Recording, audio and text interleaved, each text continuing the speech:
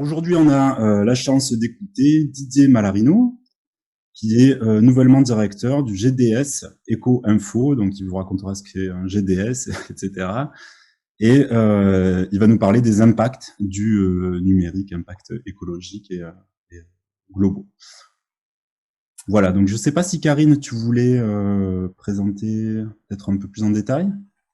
Oui, vite fait, juste pour dire un mot de Labo 1.5, en fait, qui est le cadre d'échange dans lequel cette proposition de séminaire est partie. Je vous mets le lien dans le chat sur le site du collectif national. Donc Labo 1.5, c'est un collectif qui s'est monté de chercheurs universitaires qui vise à quantifier les impacts de nos activités de recherche sur l'empreinte carbone, mais pas seulement, aussi sur la biodiversité, les ressources, et qui cherche à la réduire. C'est un collectif qui crée des espaces de discussion, d'échange, pour réfléchir collectivement à ces sujets et voir comment on peut faire dans les labos pour réduire cette empreinte. Et donc on a plusieurs groupements locaux en fait, qui sont un peu des dérivations de ce groupement Labo 1.5. On a Ecopitéas, donc qui fédère plusieurs personnes au sein de l'OSU. On a des référents dans chaque unité de l'OSU. Un groupe un peu plus large, AMU, donc pas mal de gens qui échangent sur ces sujets. Donc voilà, l'idée est partie dans ces discussions de faire intervenir Didier sur les impacts du numérique, parce que c'est un élément qu'on a tous, on est tous très technophiles dans nos métiers, on ne se rend pas forcément compte des impacts, et voilà, on pensait que c'était le moment de faire intervenir Didier en sa qualité de co-directeur du GDS Eco Info. Donc je lui laisse la parole. Merci Karine. Voilà, donc bonjour à tous. Donc effectivement, on va discuter pendant une quarantaine de minutes des différents impacts du numérique. Je commence toujours par cette slide là où je rappelle que la petite boule bleue là, c'est là où on habite, et pour l'instant, on n'en a pas de rechange. Donc moi, je suis ingénieur de recherche au CNRS depuis 2002. Je travaille à Toulon, en fait, dans les locaux du NIO. En réalité, je fais partie de l'OSU. Je travaille essentiellement sur le portail de l'OSU et aussi en tant qu'ASR pour le cycle, enfin pour la partie toulonnaise du NIO en fait. Quelques projets scientifiques, je suis impliqué dans plusieurs réseaux, CIST notamment sur l'open science et le traitement de la donnée interopérable, César Prodef qui sont du développement et de l'administration système, et j'ai intégré le GDS Eco Info depuis une dizaine d'années, et je viens d'intégrer la direction du GDS cette année. Donc Eco-Info, en fait, c'est un GDS. Un GDS, c'est un groupement de services. Il est devenu groupement de services en 2012. Avant, c'était un groupe tout simple qui existe depuis 2006. On est soutenu par le CNRS à travers des financements et du travail avec les instituts aussi, donc INS2I et INE, qui soutiennent en général les formations qu'on monte et toutes les actions qu'on met en place. Aujourd'hui, c'est quasiment 60 ingénieurs, enseignants, chercheurs, enseignants, étudiants, un peu issus de tous les secteurs de l'ESR. Et l'objectif du GDS, c'est d'agir pour réduire les impacts négatifs environnementaux et sociétaux des QIC. Donc les formations, en l'occurrence, font partie de l'action. Juste une petite remarque sur les chiffres. Il y a quelques chiffres au cours de cette présentation. Je voudrais que, bien que nous soyons tous scientifiques, personne n'oublie qu'on est face à des ordres de grandeur et pas à des chiffres dont il faut discuter la virgule. Il y a même des fois où je dépasse les 100% dans les arrondis. Voilà, le but, c'est juste de se donner une idée des ordres de grandeur de ceux à quoi on est confronté. D'accord. Donc, on n'a pas forcément des chiffres très précis. Il y en a beaucoup qui sont compliqués à obtenir, et on verra ça tout à l'heure.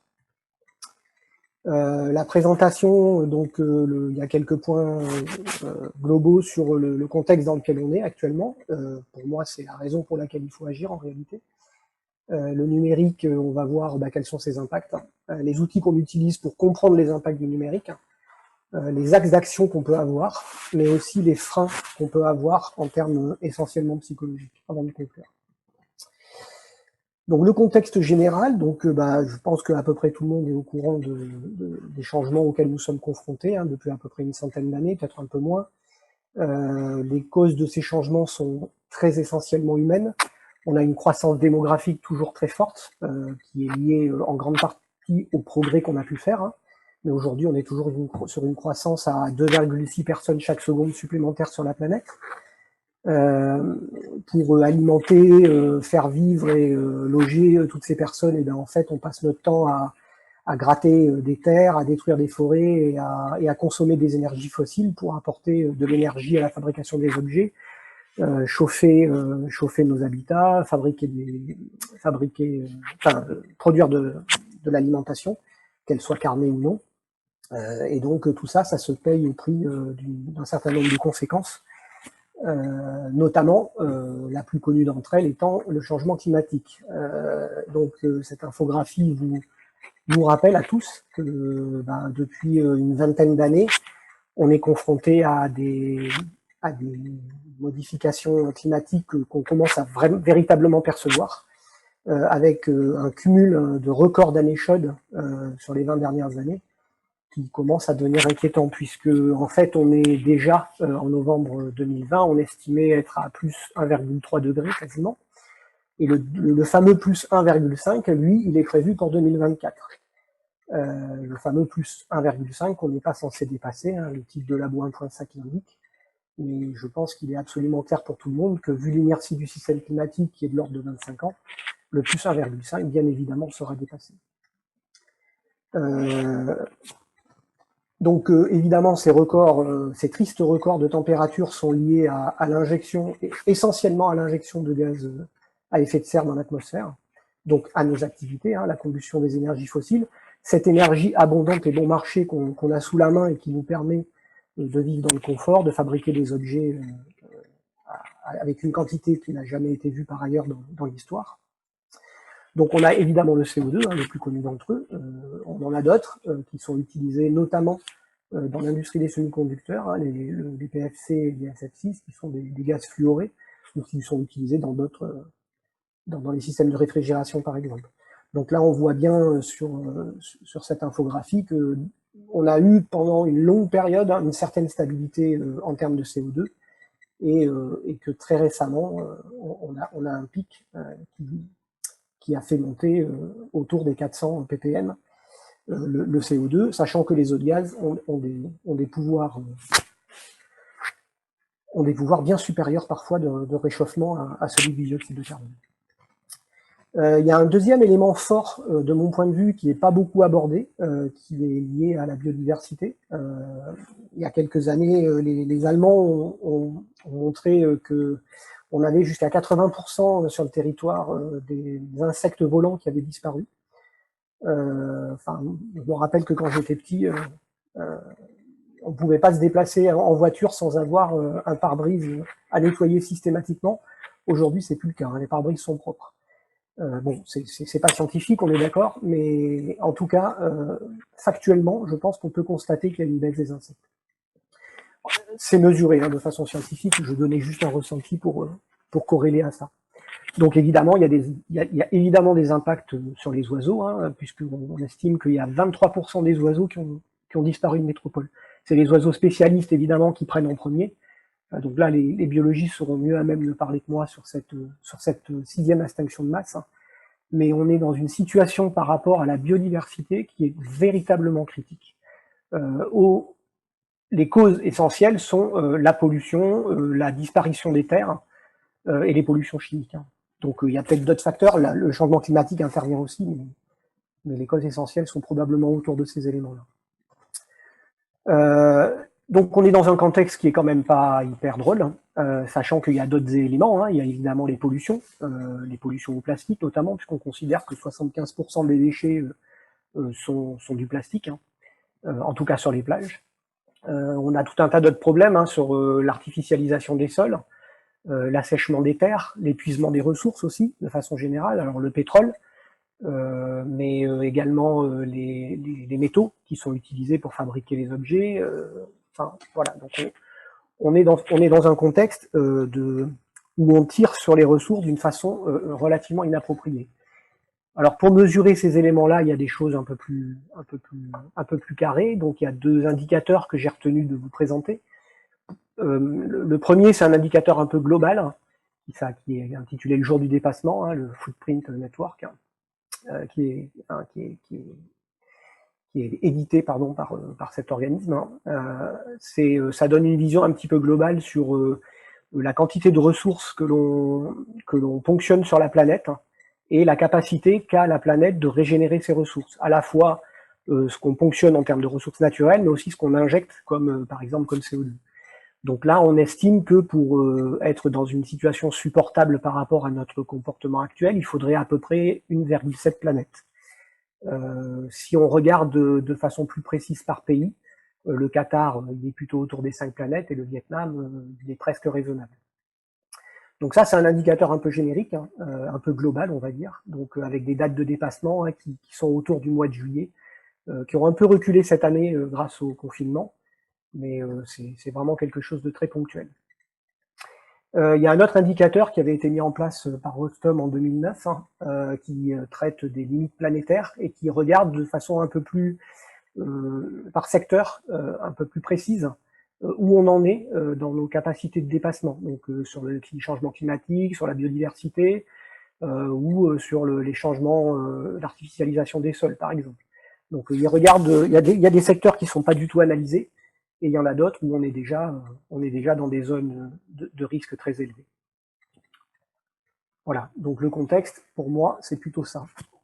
Je ne sais pas si vous avez vu circuler cette petite infographie pendant le confinement, mais voilà, donc la récession, on peut en discuter parce que c'est quelque chose qu'on pourrait gérer d'une manière économique, hein, puisque les règles économiques, c'est nous qui les fixons. Par contre, le changement climatique et la biodiversité qui n'est pas indiqué, ça, c'est quelque chose qu'on maîtrise pas, qu'on maîtrise plus.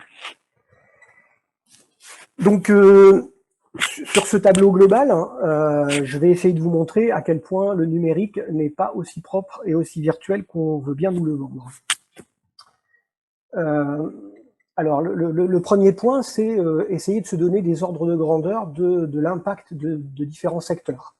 On va juste comparer le transport et les TIC. Donc le transport, voiture, camion, train, bateau et avion, est de l'ordre de 35%. Le secteur de l'aviation, ordre de grandeur de participation aux gaz à effet de serre, hein, on parle. Donc le secteur du transport dans son ensemble est de l'ordre de 35% de participation. L'aviation est de l'ordre de 4%. C'est pour ça qu'on le compare souvent au TIC. Donc les TIC, 4%. C'est quelque chose qui peut sembler relativement faible et sur lequel on pourrait se dire c'est pas si important que ça. Le problème des TIC, c'est la croissance. C'est-à-dire qu'en 2012, on était à 2%.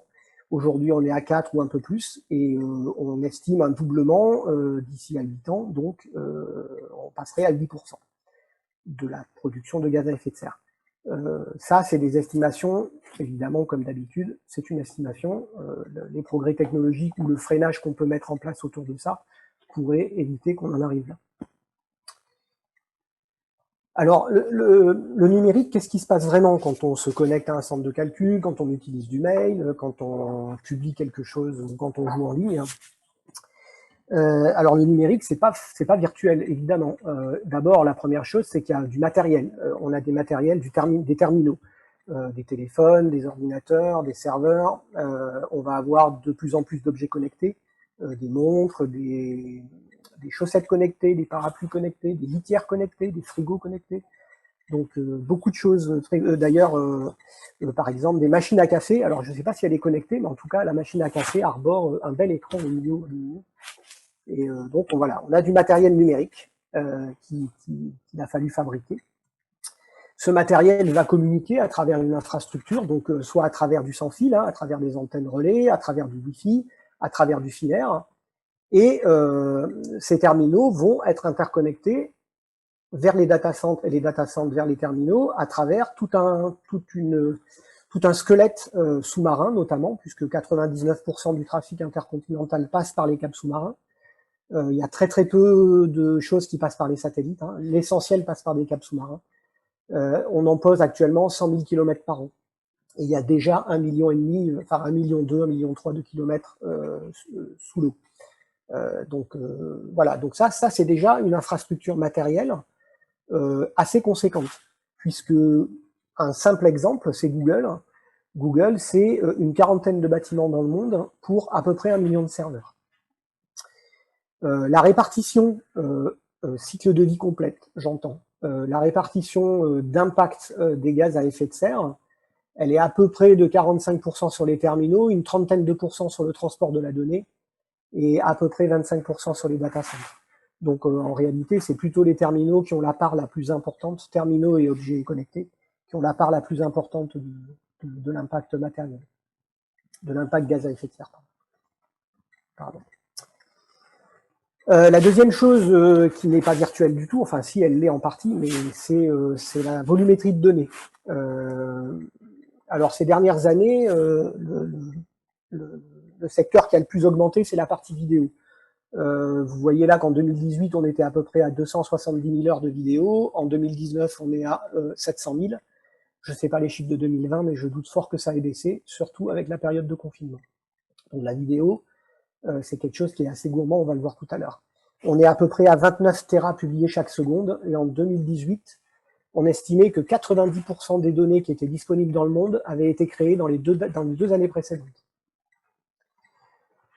La vidéo. Donc la vidéo, effectivement, c'est à peu près 60% du trafic général en download, c'est-à-dire vers les utilisateurs, et à peu près 80% de la totalité de tous les échanges. Et le problème majeur, c'est que cette vidéo est appelée à tripler, ou quasiment, d'après les estimations, avec la 5G et la 4K. C'est-à-dire que la 5G permet une faible latence et un débit plus important, et la 4K exige plus de volumétrie. Donc, on continue à faire croître cette quantité de données échangées. Aujourd'hui, d'après le Shift Project, donc il y a un article qui est intéressant qui s'appelle l'insoutenable usage de la vidéo en ligne. La répartition approximative, c'est une 35% autour de tout ce qui est vidéo à la demande, donc des usages type Netflix, une trentaine de pourcents pour la pornographie, 20% pour tout ce qui est YouTube et Dailymotion et autres similaires, et un peu moins d'une vingtaine de pourcents pour le reste des usages vidéo, notamment la visioconférence. La dernière facette du numérique, c'est le code. Pour faire tourner tous ces matériels et manipuler ces flux de données, qui est la raison d'être, en réalité la donnée c'est la raison d'être de l'existence de nos outils numériques, puisqu'on est nous-mêmes des machines à manipuler de la donnée, et ce qui nous intéresse avant tout, c'est d'absorber de l'information et de la traiter. Donc les outils qu'on utilise pour ça, c'est le code. Donc ce code, il existe à des millions, voire des milliards d'exemplaires, avec un nombre de lignes de code qui va d'une centaine de lignes de code pour les applications les plus simples à jusqu'à 2 milliards de lignes de code pour les services web de Google. Je vous laisse faire la conversion en page de livre, où on considère que c'est une vingtaine de lignes par page. Bon, ok, une ligne de code, c'est plus petit en général, mais ça commence à faire un certain nombre de livres. Sachant que, en plus, on a une soixantaine de pourcents d'applications qui sont pas utilisées, enfin, qui sont utilisées une seule fois, la fois où on le met sur le téléphone, et puis après, elle est là, elle consomme de l'énergie, pour rien. Et il y en a même qui sont pas utilisées du tout. Didier, excuse-moi, je me permets, c'est juste qu'il y a des bruits parasites avec ton micro, vraisemblablement. Je sais pas si tu peux essayer. Je peux essayer d'enlever ma veste si c'est elle qui frotte. Ah, peut-être, ouais. Tu me diras si ça va mieux. Ça va mieux comme ça? Reste possible. Ouais. Oui, j'ai l'impression que c'est pas mal là. Ok. Je te laisse, désolé. Merci, non mais c'est moi, désolé. Donc voilà, donc tout ça pour conclure, pardon, que le numérique, en fait, c'est 5 milliards de personnes connectées, c'est des milliards de smartphones produits chaque année, 1,8 milliard en 2018. En 2013, c'était 20 milliards d'objets connectés, dont beaucoup on pourrait discuter l'intérêt, et une quantité d'énergie en forte croissance pour la fabrication et l'utilisation de tout ça. Alors, quels sont les outils? Maintenant, on va essayer de voir un petit peu les différents impacts réels et concrets du numérique, et les outils qu'on utilise pour essayer de comprendre ça. Alors, les deux premiers sont, j'en parle par acquis de conscience, mais on va pas du tout s'étaler dessus. Donc, il y a un outil qui s'appelle analyse économique des entrants sortants et qui est plutôt basé sur des flux monétaires. Donc, celle-là, on va pas du tout en parler.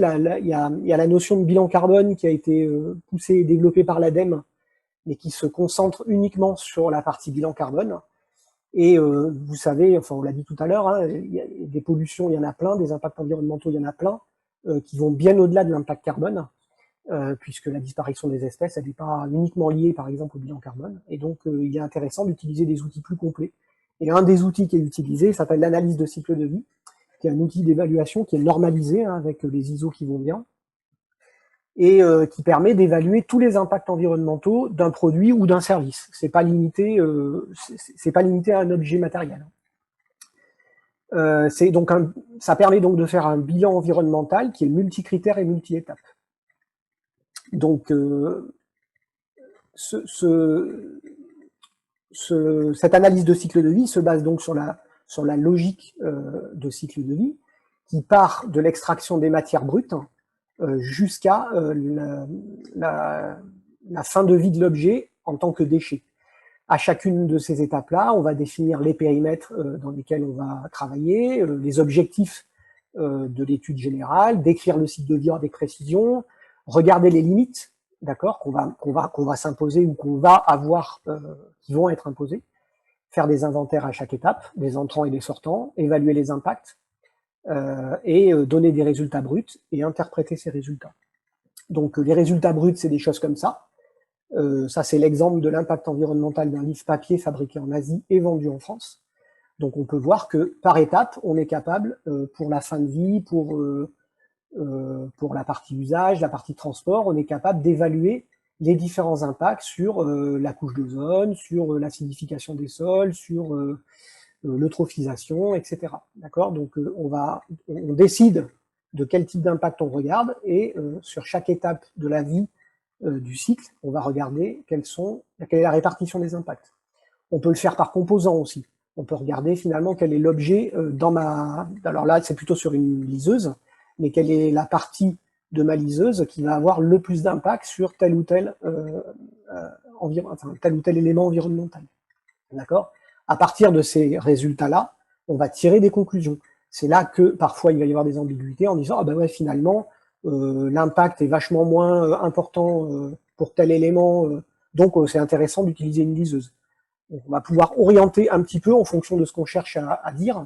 Donc, parfois, on va pouvoir orienter un petit peu les conclusions. Donc il faut être toujours prudent sur les résultats d'analyse de cycle de vie.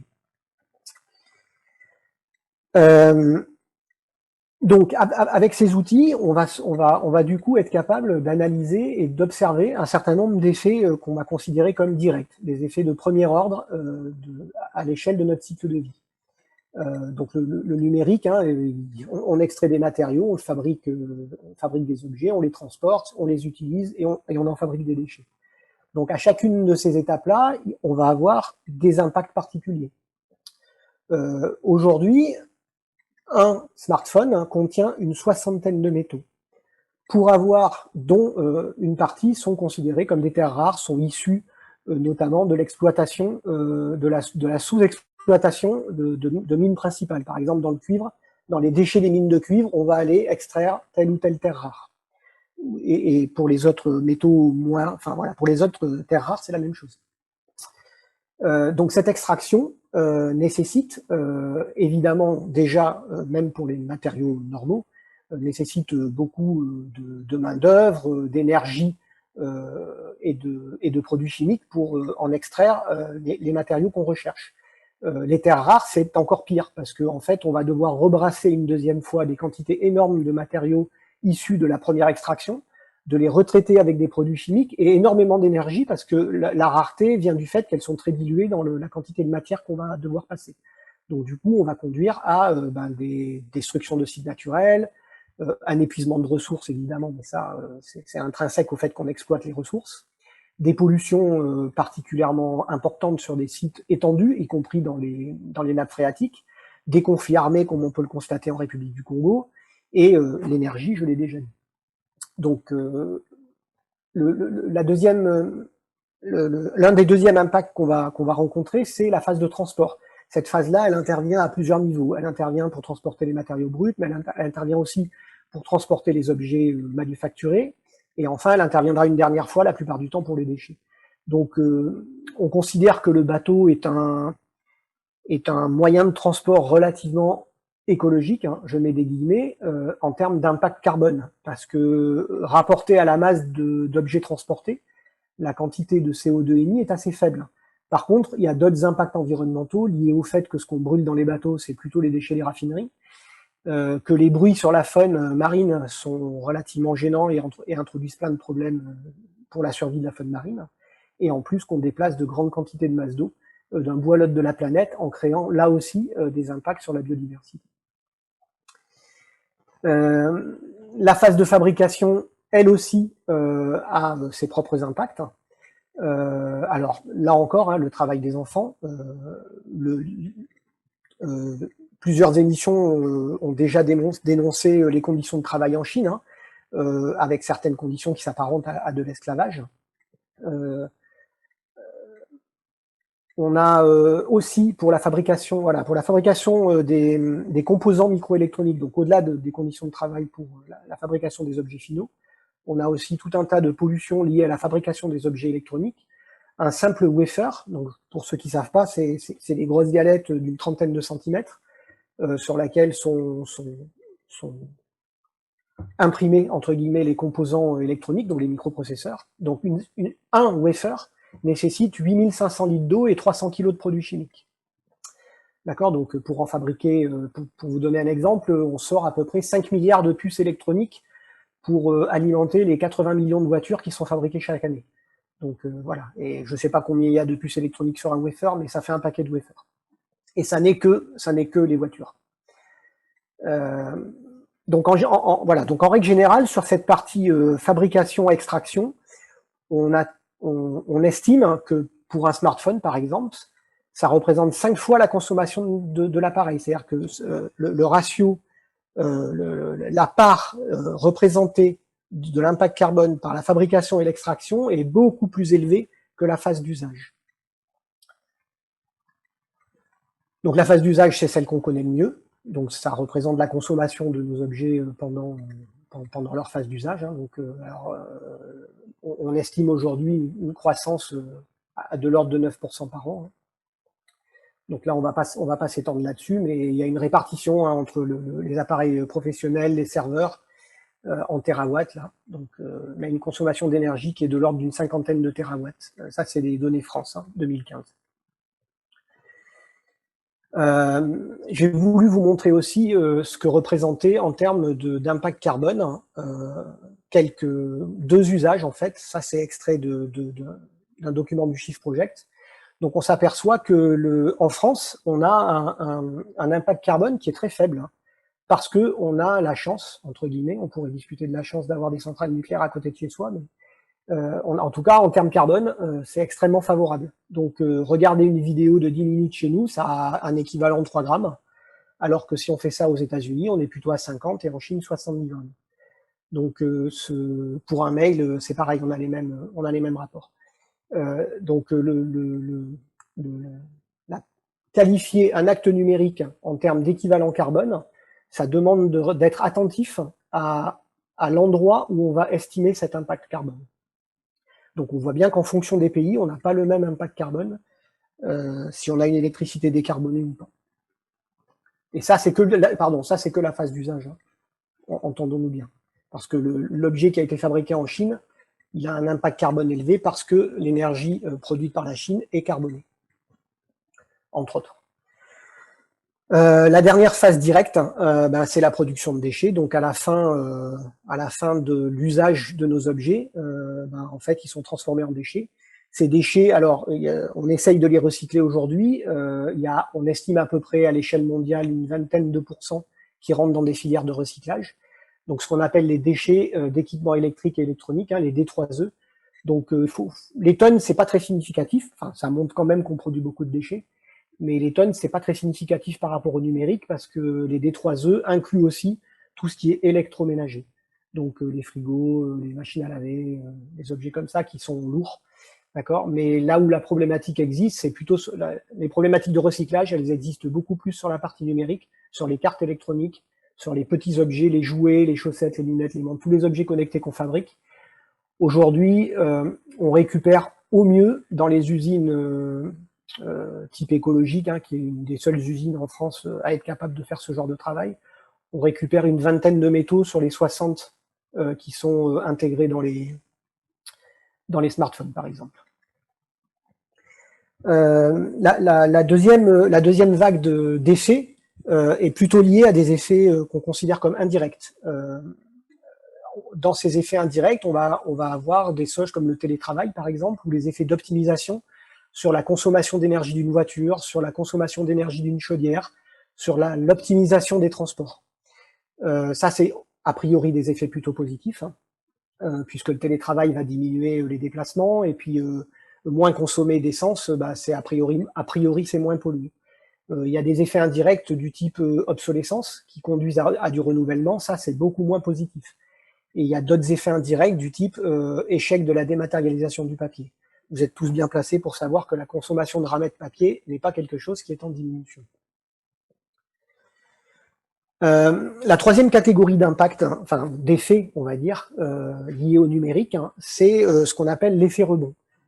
L'effet rebond, il est particulièrement prégnant quand on réfléchit à la notion de télétravail et qu'on constate que le fait de télétravailler amène à devoir dupliquer une certaine partie du matériel. Par exemple, avoir un deuxième écran chez soi, avoir une imprimante chez soi, voire un deuxième PC. Éventuellement, s'éloigner de son lieu de travail.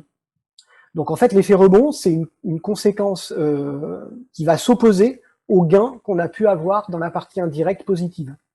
Un autre exemple, c'est la surconsommation. C'est quelque chose qu'on voit très bien comme effet secondaire de l'isolation des maisons. En règle générale, une meilleure isolation des maisons ne conduit pas à moins consommer d'énergie, mais conduit simplement à mieux chauffer sa maison. Donc au lieu d'avoir 18 dans sa maison avec 1000 €, vous aurez 21 dans votre maison avec 1000 €. Donc c'est la même chose pour les voitures. Donc en fait, on va avoir à minima une consommation constante d'essence, et donc on va augmenter son nombre de déplacements. Donc ça, c'est un effet rebond de quelque chose qu'on voulait, alors qu'on voulait un gain global, on a obtenu une stabilité au mieux, et parfois un dépassement. On a des effets rebonds plus sociétaux, enfin des effets plus systémiques, plus sociétaux, qui reviennent à des phénomènes d'accélération des flux matériels. Si aujourd'hui on est capable de commander des choses à l'autre bout du monde, c'est parce que le numérique le permet. Si aujourd'hui on est capable de piloter des bateaux depuis Paris qui sont en mer, c'est parce que le numérique le permet. On a aussi une augmentation de la complexité. Aujourd'hui, les flux financiers, par exemple, sont gérés par des réseaux qui sont réglés à la microseconde avec des câbles dédiés entre l'Europe et les États-Unis pour pouvoir jouer sur des flux financiers et produire de l'argent d'une manière artificielle en jouant sur les cours de bourse. Donc pour ça, il y a des infrastructures dédiées avec des outils numériques développés spécifiquement et qui consomment de l'énergie, bien évidemment, juste pour faire jouer des algorithmes à gagner de l'argent en jouant sur les micro-variations boursières. Donc ça, c'est des choses qui augmentent la complexité et qui peuvent introduire, par exemple, des cracks financiers sur une crise avec un affolement des algorithmes. C'est des choses qu'on a pu voir se passer. On a aussi tout un tas d'effets sur l'être humain, hein, avec des outils de surveillance de masse, le développement des caméras un peu partout, des impacts sur les capacités de réflexion, sur les enfants, sur le sommeil aussi, sur la vie sociale. Voilà, donc là je voulais aussi vous parler alors hyper rapidement parce que je vois que le temps tourne. Il y a aussi plein de choses qui se posent autour de l'éthique. Pour les gens qui connaissent un peu la science-fiction, Isaac Asimov, c'est un auteur de science-fiction qui avait traité de la problématique de la robotique et des 3 lois de la robotique qui disaient qu'un robot n'avait pas le droit de faire du mal à un être humain. Aujourd'hui, on développe dans l'armée des drones autonomes qui pourraient être autorisés à tirer sur des humains sur un champ de bataille. Donc voilà, on n'est plus du tout dans la science-fiction, on est sur quelque chose qui est en train de se passer et qui est en train d'être développé. Les outils en intelligence artificielle sont aujourd'hui capables de produire des vidéos ou des textes quasi indiscernables de ce que pourrait produire un humain. Donc ça, c'est des choses qui peuvent mettre à mal la démocratie, par exemple, ou qui, en tout cas, sur le respect de la vie privée ou sur des problèmes de contrôle sécuritaire, etc., peuvent poser d'énormes problèmes. Donc on va pas aller plus loin là-dessus parce que j'ai pas beaucoup de temps. Donc voilà, en conclusion, le numérique, c'est plutôt quelque chose comme ça, hein, donc quelque chose qui a l'air propre au-dessus, hein, c'est un peu l'iceberg, et puis dessous, c'est un tout petit peu plus compliqué. Donc pour agir, on a plein de directions pour agir. Je ne vais pas rentrer dans les détails des actions pratiques, je vais essayer de rester à un haut niveau. La première, c'est quand même de réfléchir à ce qu'on fait, et d'introduire de la sobriété. Tout ce qu'on ne consomme pas, ça pollue pas. Donc la première chose qu'on peut faire quand il s'agit de matériel, par exemple, c'est de ne pas acheter. Quand on achète, on a de la chance Dans le FR, on a Matinfo, hein, où il y a tout un tas de critères éco-responsables, notamment poussés par Éco-Info en l'occurrence. Mais quand on achète pour soi-même, ben, on va essayer d'aller vers des constructeurs qui font de l'éthique. Hein. On pense à, je ne sais plus comment il s'appelle, là, Fairphone par exemple, donc qui tient compte des indices de réparabilité ou de choses comme ça. En tout cas, on introduit de la sobriété, on fait durer son matériel. En termes matériels, l'action la plus efficace, c'est de faire durer. C'est d'éteindre évidemment pour la consommation locale.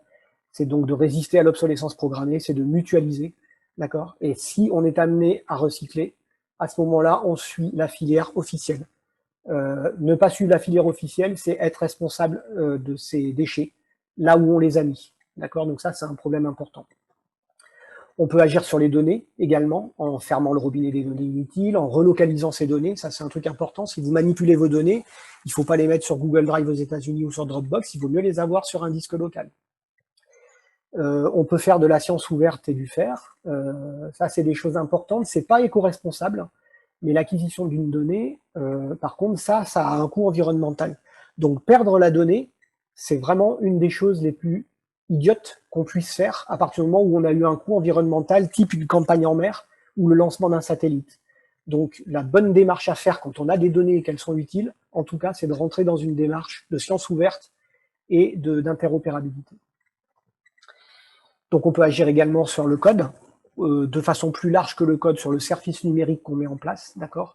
Donc, il faut réfléchir au service numérique dans son ensemble, depuis les serveurs, le réseau et les logiciels qu'on utilise pour mettre en place.